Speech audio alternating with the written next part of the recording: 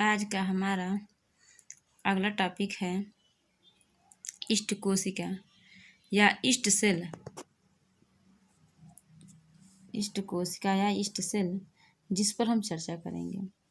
East को आम बोलचाल की भाषा में खमीर कहा जाता है, अर्थात ईस्ट का साधारण सब लोग क्या कहते हैं, उसको खमीर के नाम से भी जानते हैं।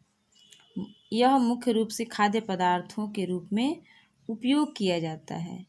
ईस्ट खाद्य पदार्थों को फुलाने के काम में आता है। यह एक तरह का फंजाई है जो पदार्थों को फर्मेंट करने के काम आती है। देखिए, तो ईस्ट को आम बोलचाल की भाषा में क्या कहा जाता है, खमीर कहा जाता है। यह मुख्य रूप से एक खाद्य पदार्थ है, अर्थात इसका खाने के रूप में भी उपयोग में लाया जाता है।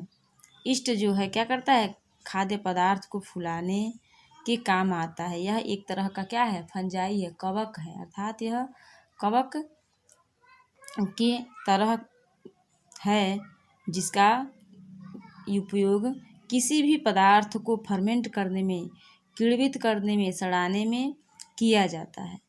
इसका उपयोग है वो प्राचीन काल से ही होता आ रहा है। ईस्ट का उपयोग किन किन पदार्थों को बनाने में किया जाता है, जैसे पिज्ज़ा है, पाव है, जलेबी है, केक है। ये सब ऐसे खाद्य पदार्थ हैं जिनके उपयोग में किया जाता है। यह आटे को फुलाने के लिए मुख्य रूप से उपयोग किया जाता है। जैसे आटा है, जैसे मान लीजिए जलेबी बनाना है, जलेबी के लिए जो भी आटा भिगोया जाता है, या घर में भी कोई भी डिश हम बनाते हैं, या पाव है, पाव रोटी है, ब्रेड है, केक है, तो इन सब चीज़ों को बनाने के लिए क्या किया जाता है, आटे में इसको मिला कर के एक दिन पहले ही रख दिया जाता है, जिससे क्या करता है, उसको फर्मेंट करने का कार्य करता है। अर्थात उसके अंदर जो भी कार्बोहाइड्रेट होता है उसको किस में बदल देता है, ग्लूकोज में बदलता है, शर्करा में बदलता है। उसके पश्चात वह शर्करा जाइमेन एंजाइम के प्रेजेंस में एथिल अल्कोहल में बदल जाती है, और जो वो गैस उससे उत्पन्न होता है कार्बन डाइऑक्साइड, वो क्या होता है, बूंद बूंद के रूप में उससे धीरे से बाहर निकल जाता है, जिससे वो पूरी छिद्रयुक्त हो जाता है, हल्का हो जाता है। अब देखिए अगला है ईस्ट की महत्वपूर्ण क्रियाएं। ईस्ट कोशिकाओं की महत्वपूर्ण क्रियाएं। अब देखिए ईस्ट का किस एरिया में लाभ है, उससे क्या महत्वपूर्ण क्रियाएं करता है, उसके बारे में हम अध्ययन करेंगे। अब इसका पहला है आपका लाभदायक क्रिया, अर्थात सबसे पहले हम उसके लाभदायक क्रियाओं को देखेंगे कि वो कौन कौन से उससे लाभ होने वाले हैं। तो पहला है इन बेकिंग इंडस्ट्री, अर्थात इंडस्ट्री जो है तो उनमें किन किन चीज़ों को बनाने में वो किया जाता है, सबसे पहले देखेंगे। तो ईस्ट का अनेक प्रयोग किया जाता है, जैसे डबल रोटी बनाने में किया जाता है। तो देखिए डबल रोटी बनाने के लिए क्या किया जाता है, पीले मैदे में ईस्ट कोशिकाएं मिलाकर किण्वित करने के लिए क्रिया कराई जाती है। अब देखिए सबसे पहले क्या किया जाता है कि डबल रोटी बनाना होता है, तो डबल रोटी बनाने के लिए मैदा लिया जाता है और उसमें ईस्ट की कोशिका को मिला करके क्या किया जाता है, उसको रख दिया जाता है, किसके लिए, फर्मेंटेशन क्रिया के लिए, किण्वित करने के लिए। अब ईस्ट जो क्या करता है कि मैदे के अंदर जो मंड होता है, शर्करा होता है, उसको उस शर्करा को किस में, जाइमेन एंजाइम के प्रेजेंस में कार्बन डाइऑक्साइड तथा एथिल अल्कोहल में परिवर्तित कर देता है, जिससे कार्बन डाइऑक्साइड छोटे छोटे उभार के रूप में बाहर आ जाते हैं, और उनके बाहर निकलने से इस मैदे में बहुत सारे छोटे छोटे छिद्र हो जाते हैं, ये छिद्रयुक्त हो जाता है, स्पंजी और हल्का हो जाता है। अब इसे को क्या किया जाता है, डबल रोटी के सांचों में भर करके और गर्म भट्टी पर रख दिया जाता है, जिसे अच्छे से सीख करके फूल जाता है तथा संरंध्र हो जाता है, अर्थात इसमें विभिन्न तरह के छिद्रयुक्त संरचना स्पंज की भांति हो जाता है, जिसका उपयोग क्या किया जाता है, खाने के रूप में किया जाता है। तो एक बार फिर से ध्यान से सुन लीजिए कि जैसे इसके लाभदायक क्रिया में जैसे डबल रोटी बनाना हो, तो डबल रोटी बनाने के लिए पीसे हुए मैदे का प्रयोग किया जाता है। उस पीसे हुए मैदे में क्या किया जाता है, ईस्ट की कोशिका को मिला कर रख दिया जाता है। और ईस्ट की कोशिका क्या करता है कि उस मैदे को फर्मेंट करता है, तो उसके अंदर का जो कार्बोहाइड्रेट है शर्करा में बदलता है, वह शर्करा जाइमेन एंजाइम के प्रेजेंस में क्या करता है कि वो एथिल अल्कोहल और कार्बन डाइऑक्साइड गैस में बदल देता है। तो जो कार्बन डाइऑक्साइड गैस होती है वो छिद्र बूंद बूंद के रूप में उसको छिद्र करके मैदे में बाहर निकल जाता है, जिससे वो छिद्रयुक्त हो जाता है, स्पॉन्जी हो जाता है। और फिर उसको डबल रोटी बनाने वाले सांचे में भर करके भट्टी पर रख दिया जाता है, जिससे वो फूल करके और पूरी तरह से पक जाता है, जिसका खाने के रूप में उपयोग किया जाता है। अगला टॉपिक है औषधि में, इन मेडिसिन अर्थात औषधि बनाने में भी किया। देखिए, तो इष्ट कोशिका को विटामिन B1, B12 और B3 के साथ मिलाकर पेट से संबंधित रोग के लिए दवाइयाँ बनाई जाती है, गोलियाँ, अर्थात पेट से संबंधित कुछ बीमारियाँ हैं तो उनके लिए जो गोलियाँ बनाई जाती हैं वह B1, B2, vitamin B1, B12 तथा C के साथ मिलाकर गोलियाँ बनाई जाती हैं।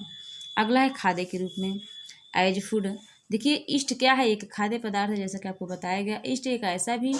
इष्ट सेल एक ऐसा भी है जिसमें प्रोटीन, विटामिन, एंजाइम्स पाए जाते हैं, जिनकी शरीर में कमी हो तो उनकी पूर्ति के लिए इनकी कोशिकाओं को खाद्य के रूप में लिया जाता है, जिसे यह प्रोटीन, विटामिन और एंजाइम की कमी की पूर्ति कर सके। अगला है शराब उद्योग में, इन एल्कोहल इंडस्ट्री। अब देखिए, इष्ट की कोशिकाओं से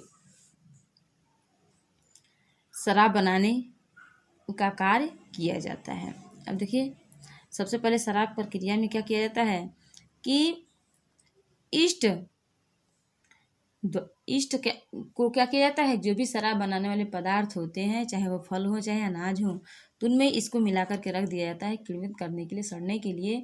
तो उनके अंदर जो कार्बोहाइड्रेट होता है वो शर्करा में बदलता है, शर्करा से फिर वो क्या होता है कि किस में बदल जाता है, एंजाइम की प्रेजेंस में, किस में, एथिल एल्कोहल और कार्बन डाइऑक्साइड गैस में बदल जाता है। तो जो कार्बन डाइऑक्साइड गैस होती है वो तो बाहर निकल जाती है, लेकिन जो एथिल एल्कोहल होता है वो क्या होता है, वही बस शराब के रूप में बचता है, जिसका प्रयोग किया जाता है। शराब बनाने वाली क्रिया को एक रिएक्शन के रूप में प्रदर्शित किया गया है, जैसे सुक्रोज को जल के साथ जब क्रिया कराया जाता है इंटरेज एंजाइम के प्रेजेंस में, तो यह 2 ग्लूकोज के अणुओं में टूट जाता है। अब एक ग्लूकोज के अणु को जाइमोज एंजाइम की सहायता से जब उसमें क्रिया कराया जाता है तो वह 2 एथिल एल्कोहल के अणु और 2 एथिल एल्कोहल के अणु में, अर्थात इस तरह से 4 एथिल एल्कोहल के अणु प्राप्त होते हैं, जो शराब के रूप में प्रयोग की जाती हैं।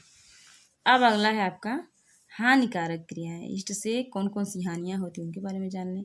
तो पहला है कि इष्ट के द्वारा बहुत से भोज्य पदार्थ जैसे फल है, पनीर आदि नष्ट हो। देखिए, हमारे बहुत सारे खाने वाले पदार्थ को क्या करता है, इष्ट नुकसान कर देता है। अर्थात घर में अगर हम साग सब्जी रख देते हैं कई दिनों तक, या दूध से बने कोई भी खाद्य पदार्थ रख देते हैं, तो वह बहुत जल्दी सड़ जाता है और उसको सड़ाने वाला इष्ट सेल होता है। इष्ट की कुछ जातियां मनुष्य में बीमारी, देखिए, इष्ट की कुछ ऐसी प्रजातियां हैं जो मनुष्य में बीमारियां उत्पन्न करने का कार्य करती हैं, जिनसे क्या होता है कि मनुष्य में बीमारियां उत्पन्न होता है और इनका प्रभाव फेफड़े और त्वचा पर भी बुरी तरह से पड़ता है। जैसे एग्जाम्पल्स है क्रिप्टोकोकस नियोफार्मन्स। यह मुख्य रूप से क्या करता है, मस्तिष्क का रोग उत्पन्न करता है, जिसे क्रिप्टोकोकस मेनिंजाइटिस कहते हैं। ये त्वचा और फेफड़ों तथा नाखून के रोग भी क्या करते हैं, उत्पन्न करने का कार्य करते हैं। अगला कि इष्ट की कुल जातियां पौधों में रोग। अब देखिए, इष्ट की कुछ ऐसी जातियां हैं जो पौधों में रोग फैलाने का कार्य करती है, जैसे टमाटर है, कपास है, ऐसे पौधे हैं जिनमें यह रोग उत्पन्न करते हैं। अगला है इष्ट सिल्क उद्योग में काम आए। देखिए, जो सिल्क उत्पन्न करने वाले जो कीड़े होते हैं तो उनको भी यह हानि पहुंचाने का कार्य करता है, अर्थात सिल्क उद्योग से संबंधित जो भी कीड़े होते हैं उनको भी ये नष्ट करने का कार्य करता है।